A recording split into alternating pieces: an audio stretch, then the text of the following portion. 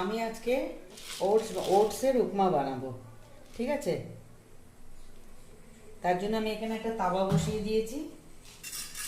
এটাকে আগে একটুখানি রোস্ট করে নেব।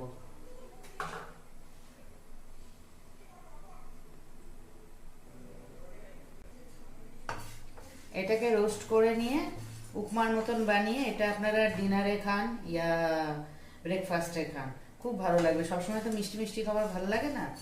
আর আমি আজকে নিরামিষ দিনে বানাচ্ছি বলে পেঁয়াজটা দিচ্ছি না, অন্য সময় বানালে আমি পেঁয়াজও দিতাম, ঠিক আছে? আমার এটা ভাজা হয়ে গেল, এটাকে আমি এখন উঠিয়ে রেখে দেবো।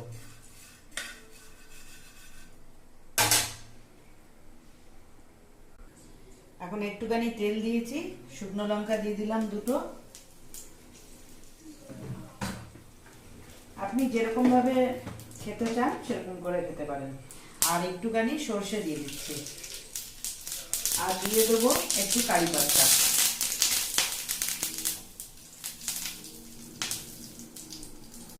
কারি পাতার পরে দিয়ে দিচ্ছি একটুখানি ক্যাপসিকাম আর একটু টমেটো, দুটো কাঁচা লঙ্কা দিয়ে দিয়েছি কুচি কুচি করে।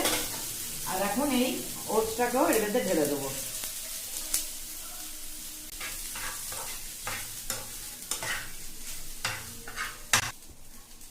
দিয়ে দিচ্ছি একটু হলুদ। এখন অল্প করে জল দেবো, আর স্বাদ অনুসার নুন দিয়ে দিলাম, একটু চাপা দিয়ে দিলাম। এখন এর মধ্যে অর্ধেকটা লেবু চিপে দিয়ে দেবো। আপনারা চাইলে এর মধ্যে চিকেন সিদ্ধ করেও দিতে পারেন, বোনলেস। আর দিয়ে দিচ্ছি ধনেপাতা। উপমা ওটস একদম রেডি খাবার জন্য।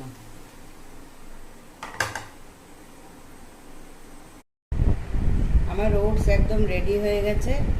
আপনি ইচ্ছা করলে সানডেতে আগে বাচ্চাকে বানিয়ে খাওয়াবেন। বাচ্চার যদি ভালো লাগে তাহলে বাচ্চাকে টিফিনে দেবেন, বাচ্চার পেটটাও ভরা থাকবে। আর ম্যাগির থেকে তো এটা খুবই ভালো জিনিস, ম্যাগি তো একটা বাজে জিনিস, তাও এটা হচ্ছে খুব হেলদি। চলুন আপনারাও এরকম বানিয়ে খাবেন।